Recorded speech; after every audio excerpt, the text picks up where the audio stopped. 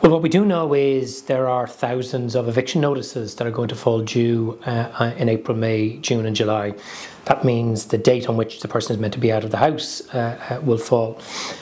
We also know that emergency accommodation is at breaking point. Many local authorities have no extra capacity. Some local authorities have limited capacity, but that's going to run out very soon. So what that means is on the day the single person, the family with children, or even in some cases the pensioner, is to be out of the property, either A, maybe they'll get another private rental, although that's highly unlikely in the current market.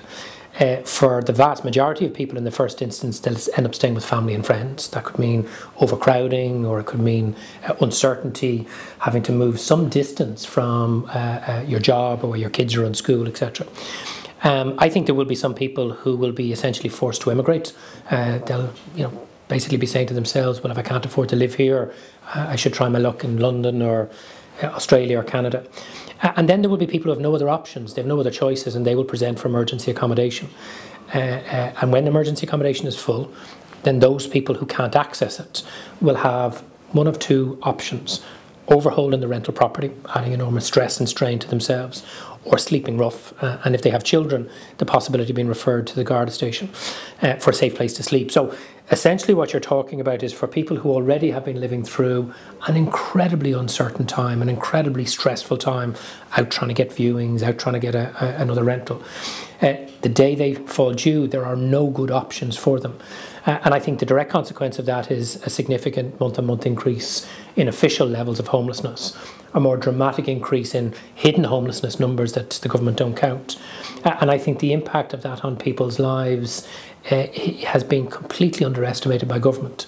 It's really clear in the decision last night, and not just of government, not just Fianna Fáil, Fine Gael and the Green Party, but a group of independents. They have walked away from renters, turned their backs on them, and they've thrown them to what is an incredibly dysfunctional housing market without any regard for the actual human impact, the emotional impact, the financial impact on very, very large numbers of people. Like, over the space of the last couple of weeks, I've been getting an increasing number of messages, emails, WhatsApp messages on Instagram from renters of all ages and all professions and none, urging us to do every single thing we can to try and have this protection extended on a temporary basis. And therefore, to try and give the government one last chance to do the right thing, we were able to introduce a piece of legislation today, and the formal debate and vote on that legislation will be Tuesday and Wednesday. It's based exactly on the legislation the government themselves introduced last October, and we've done that to try and encourage the government to support it. It would extend the ban on evictions to the 31st of January, but then with a phasing out of the protections through February, March and into the middle of April. And the purpose of that isn't just the ban in and of itself, because a ban doesn't solve the underlying problem, right? What we want the government to do, as we asked them to do during the current ban, is to use that breathing space to take a number of very specific emergency actions. I wrote to Eoin Ó Broin last October, set out those emergency actions. He failed to act. I wrote to him again 2 weeks ago, set out those actions. He failed to act. And essentially what they are is, first of all, dramatically increase and improve the scheme whereby local authorities can purchase private rental properties with HAPRAs or rent supplement tenants in situ, and essentially turn the rental property from private rental into social rental.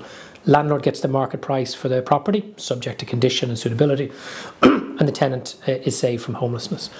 We also want the government to now, not in a few weeks or a few months' time, now expand that scheme to allow approved housing bodies to purchase private rental properties with renters in situ who aren't eligible for social housing, those renters who don't get HAPRAs, who pay the full rent themselves, and turn those rental properties into affordable cost rental properties, giving people real long-term security and affordability. But probably the most important proposition we've made to government, and again they've refused to do this, is during COVID-19, government used emergency planning and procurement powers to build all sorts of infrastructure, significant numbers of testing centres, vaccination centres, emergency accommodation centres. They could use those powers now, particularly targeting vacant and derelict buildings and new building technologies, particularly timber-based housing products, to put in place over the kind of 10 to 12 months of the ban's extension under our bill an additional supply of social and affordable homes above the existing targets the government has, specifically for single people and families who are in emergency accommodation. And the combination of those two things, more tenants in situ, preventing people from becoming homeless, and more emergency provision of long-term secure social affordable housing, getting people out of emergency accommodation more quickly, will free up the pressure on the emergency accommodation system. Ultimately, of course, because single property landlords, or a portion of them at least, are going to continue leaving the market, government needs to come up with a more medium to long-term plan, the centrepiece of which should be dramatically increase their overall social and affordable housing targets, accelerate the delivery of those homes, because ultimately the real problem here is not enough affordable homes to rent or buy for working people.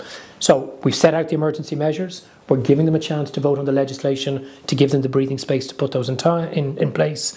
But ultimately what government also needs to do is accept its overall housing plan is failing, its targets for social and affordable housing are too low and they're not meeting them, and they need to increase and accelerate the delivery of public housing to meet medium and long-term housing need. In terms of that medium to long-term need, I suppose a lot of people have seen this crisis drag on for so many years, similar to the health crisis, and maybe they're a bit resigned to the fact that this is just one of those things that can't be solved.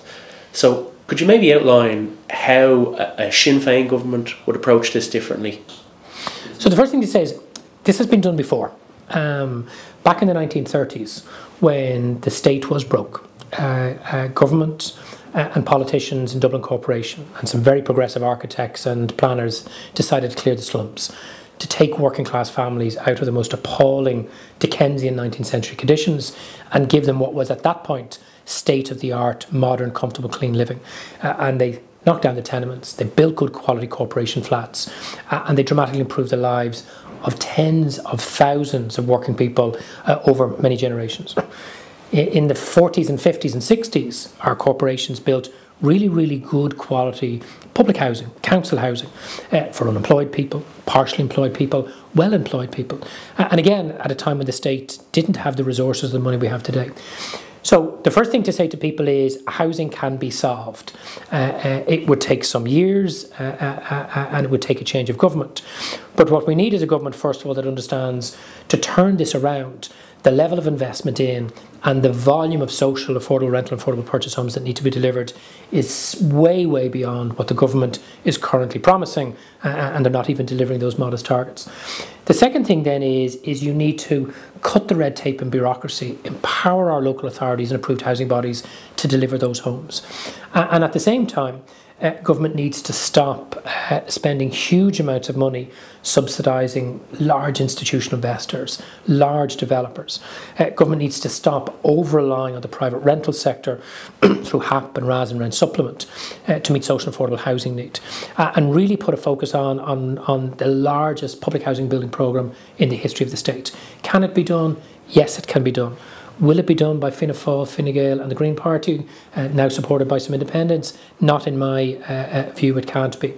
But it's important we offer people hope, because if you're one of those renters facing down the barrel of an eviction notice, if you're a family living in the box bedroom of your mum and dad's house 5 or 6 years into a 10, 11, 12-year council waiting list, if you're stuck paying extortionate rent, desperate to save up to buy your own home, not even knowing if you'll ever get the mortgage to buy that home, you need to know that things can be better. We've had 6 years of Fianna Fáil and Fine Gael and government together in one form or another, and during all of that period, rents have increased, house prices have increased, homelessness has increased, the private rental sector has continued to contract, and social and affordable housing delivery has not been at a sufficient level. And therefore, if people want that change, they have to understand policy change will only come with a change of government, a change of Taoiseach and Minister of Housing, and a change of plan. But change is possible.